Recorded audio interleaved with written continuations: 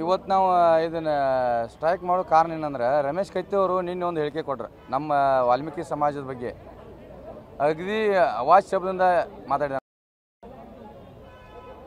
ಹಿಂಗಾಗಿ ನಾವೆಲ್ಲ ಕೂಡಿ ಒಂದು ಏನು ಮಾಡಿದ್ವು ಅಂದ್ರೆ ನಾವು ಏನು ಮಾಡ್ತೇನೋ ನಮ್ಮ ನಾಯಕರಿಗೆ ಗೊತ್ತಿಲ್ಲ. ಮುಂದಿನ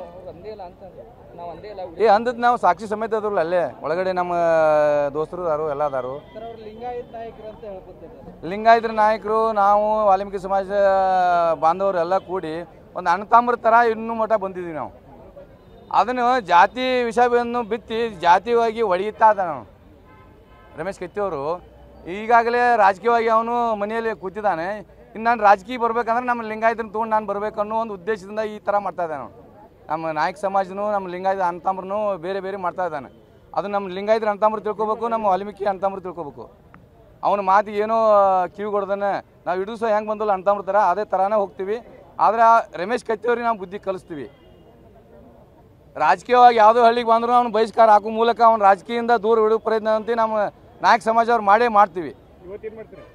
ಇವತ್ತು ಸ್ಟ್ರೈಕ್ ಮಾಡಕ್ಕೆ ಬಂದ್ವಿ ಚೆನ್ನಮ್ಮ ಸರ್ಕಲ್ಕ್ಕೆ. ಇನ್ನು ಮುಂದೆ ಏನು ಮಾಡ್ತೇವೆ ನಾವು ಎಲ್ಲ ನಾವು ಅಣ್ಣತಾಮ್ರ ಮಾತಾಡ್ಕೊಂಡು ನಾವು ಮಾಡ್ತೀವಿ. ಅದೇನು ಮಾಡ್ತೀವಿ ಅಂತ ನಾವು ಹೇಳಕ್ಕೆ ಬರೋಲ್ಲ ಬಹಿರಂಗವಾಗಿ. ಶೇಖರ್ ಕಾಲೇರಿ ಅಂದೆ.